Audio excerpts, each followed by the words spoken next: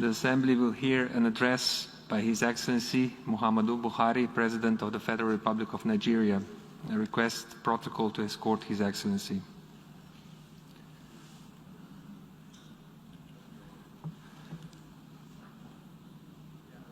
On behalf of the General Assembly, I have the honor to welcome to the United Nations His Excellency Muhammad Buhari, President of the Federal Republic of Nigeria, and invite him to address the Assembly.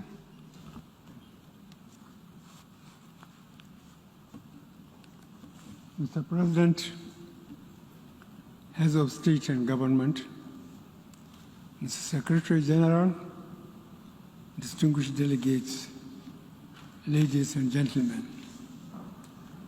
Mr. President, let me, on behalf of the government and people of Nigeria, congratulate you on your well-deserved election as President of the 76th session of the United Nations General Assembly.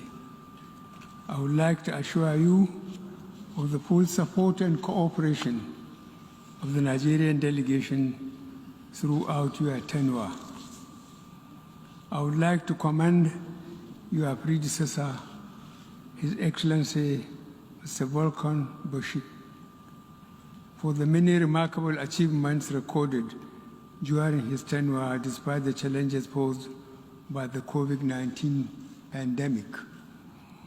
Permit me to congratulate the Secretary General Antonio Guterres on his re-election and commend his strong commitment to making the United Nations more alive to its responsibilities.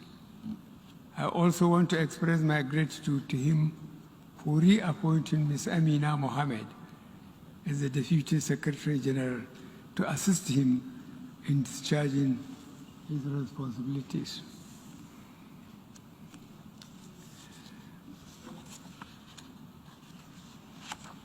Mr. President, excuse me, the theme of this year's General Assembly, building silence, resilience through hope to recover from COVID-19, rebuild sustainability, respond to needs of the planet, respect the rights of the people, and revitalize the United Nations sums up our common desire to rescue our planet, recover our economies, and restore hope to all the peoples of the world. In this regard, my delegation will continue to support the United Nations as the indispensable forum for international cooperation and the cornerstone of the multilateral system rooted in respect for international law, including international human rights law, and predicated on a rules-based order. Mr. President, I want to thank the international community for the concerted response to COVID-19. The solidarity and the drive to contain the first truly global health emergency of our time is a pointer to the many things we can achieve if we work together. On our part, Nigeria has made strenuous efforts to contain the virus and hold its deadly onslaught on our people. Our efforts have been rewarded with moderate success. At the outset, we recognize detection and contact tracing to be important tools in combating the virus. In this connection, from a mere 4 laboratories with testing and detection capacities, we ramped up the facilities to over 140 centers today.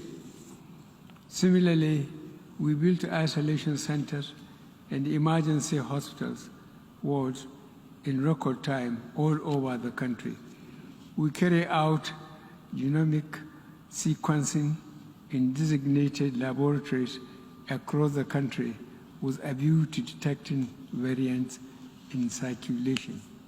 In addition, over 40,000 healthcare workers have recently been trained on infection prevention and control measures with the support of various partners.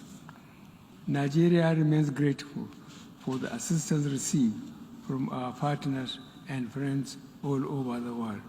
Vaccination is the key to our safe emergence from the pandemic. We fully support the COVAX initiative, from which we have benefited. We also thank the United States of America, Turkey, India, China, European Union, and others for the vaccines provided. Despite the acknowledgement, however, I would like to reiterate my call for a fairer and more equitable distribution of vaccines in all countries so that together we can fight and contain the pandemic. The rising wave of newer and more contagious strains makes this even more urgent. No country can afford the socio-economic implications of prolonged shutdown. It is imperative to underscore that no one is safe until everyone is safe. Mr. President, Nigeria remains deeply concerned over the illicit trade, transfer, and circulation of small arms and light weapons. Their excessive accumulation and uncontrolled spread in many regions of the world are having devastating humanitarian and socio-economic consequences, especially on the continent of Africa.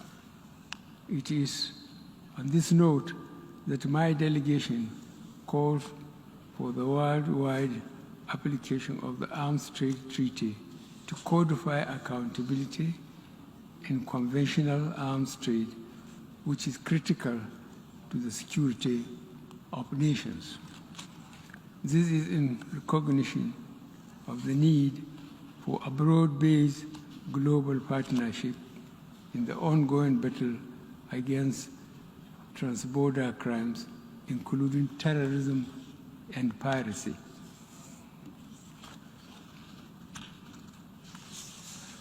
Mr. President, we must deal not only with the symptoms of conflict, but also the immediate causes that fuel conflicts in the first place. These include poor and undemocratic governance, human rights abuses, poverty, ignorance, injustice, and inequalities. There are no easy solutions to these conditions. They require long-term investments and more effective international cooperation. In this connection, my delegation underscores the importance of promoting peaceful, unfettered, and inclusive participation of states in global actions towards conflict prevention. This will facilitate the achievement of the 2030 Agenda for Sustainable Development and the African Union Agenda 2063. In West Africa especially, our democratic gains of the past decades are now being eroded. The recent trend of unconstitutional takeover of power, sometimes in reaction to unilateral changes of constitution by some leaders, must not be tolerated by the international community. Nigeria fully supports the efforts of ECOWAS to address this growing challenge and appreciates the support of both the African Union and the United Nations. In this regard, I would like to reiterate that as leaders of our individual member states, we need to adhere to constitutional provisions of our countries, particularly on term limits. This is one area that generates crisis and political tension in our sub-region. Mr. President, Nigeria is fully committed to nuclear non-proliferation and has always supported the view that it should involve all states. Disarmament conventions deserve the support of all states, small, large, nuclear, or non-nuclear.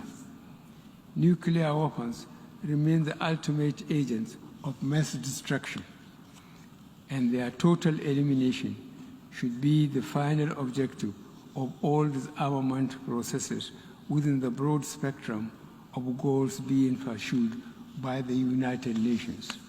In this regard, Nigeria would participate actively in forthcoming review conference of nuclear prohibition treaty and also the first meeting of states parties to the landmark treaty on the provision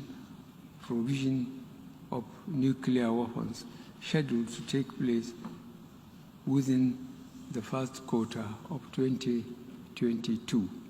Nigeria regards these upcoming events as important steps towards realization of a world free of nuclear weapons. We are therefore supportive of any diplomatic efforts in this direction.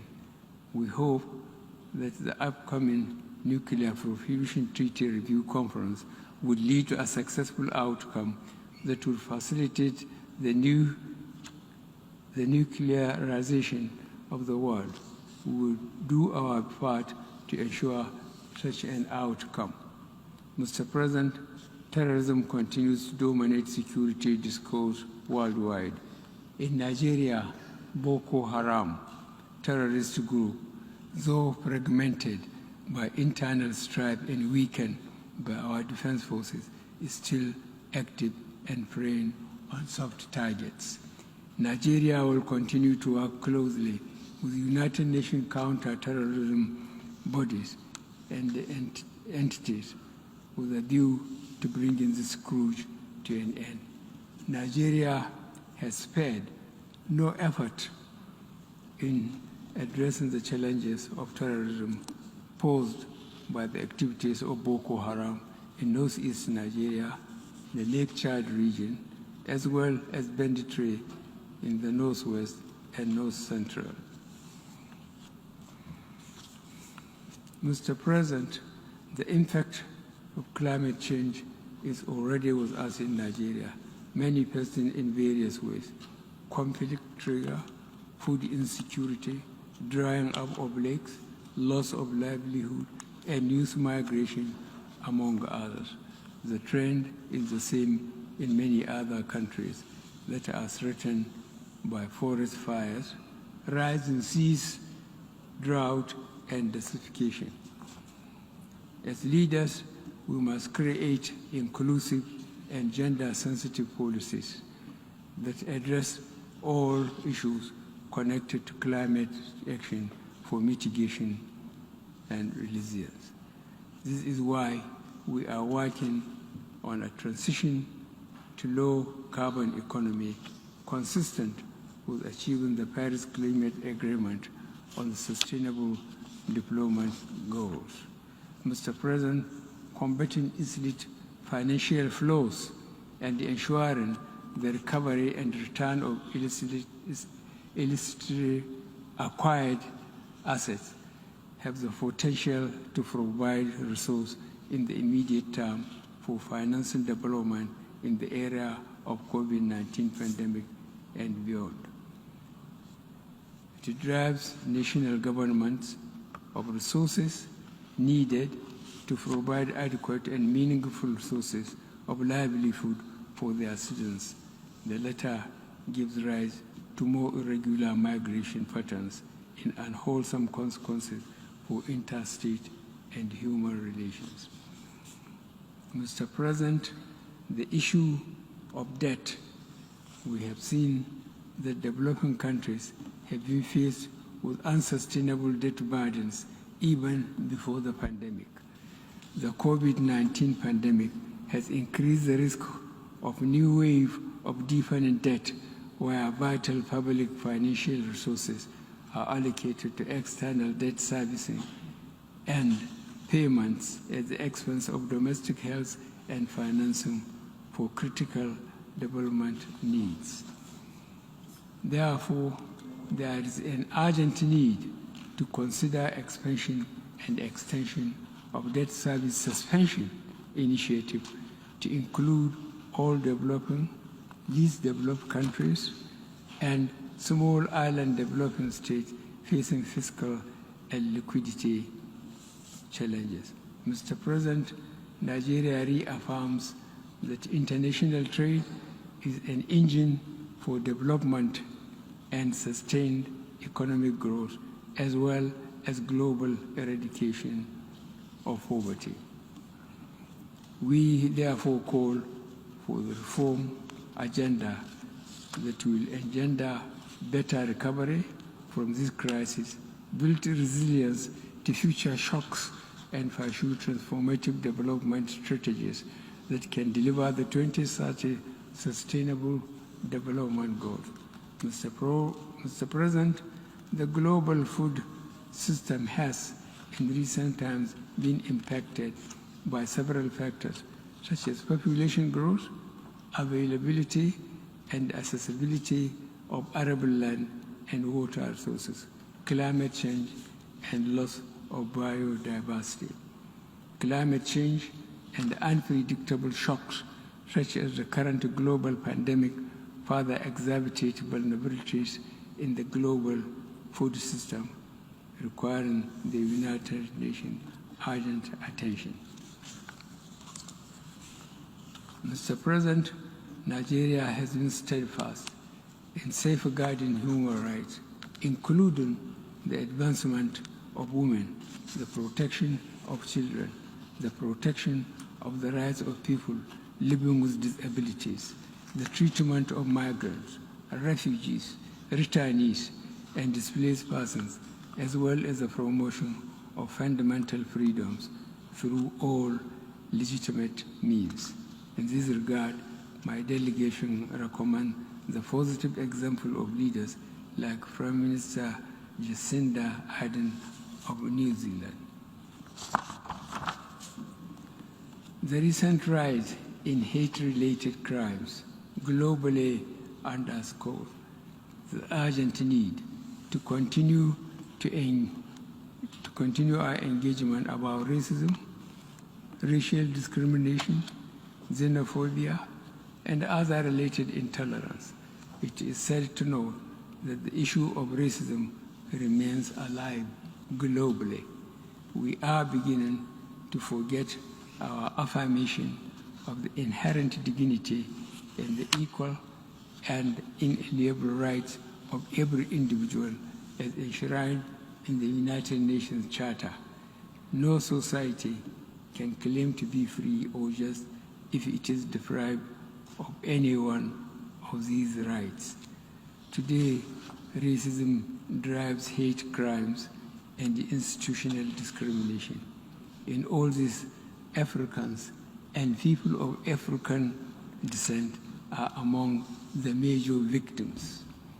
I am confident that this forum will make significant impact in the quest to end race-related vices and injustice. Mr. President, no reform of the United Nations system is more urgent than that of Security Council. Stakeholders around the world are asking how such power could be concentrated in scant representation. The governmental negotiations have taken too long, some 15 years. We must avoid going in circles. Consensus has been achieved in some of the elements of this reform, especially that of the representation of Africa on the basis of the El-Zuwaini Consensus and the Sartre Declaration. It is unreasonable to expect unanimity in this matter. Mr. President, our organization is at the peak of the multilateral system. It is also the preeminent body for solving our current and emerging challenges and for developing norms that are protective of us all. In the current moment, hope for this is dependent on how we assist each other to get COVID-19 out of all countries, regardless of their classification. We can do and we must do. In this regard, let me close my statement by paying special tribute to a great and humane internationalist and an exemplary practitioner of multilateral cooperation. I am speaking of Chancellor Angela Merkel of the Federal Republic of Germany. As she exits the stage, we wish her well. Thank you.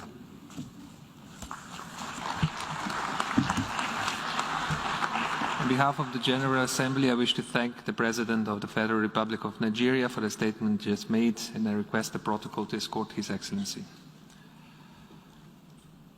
I now give the floor to the distinguished representative of Lebanon to introduce an address by the Head of State.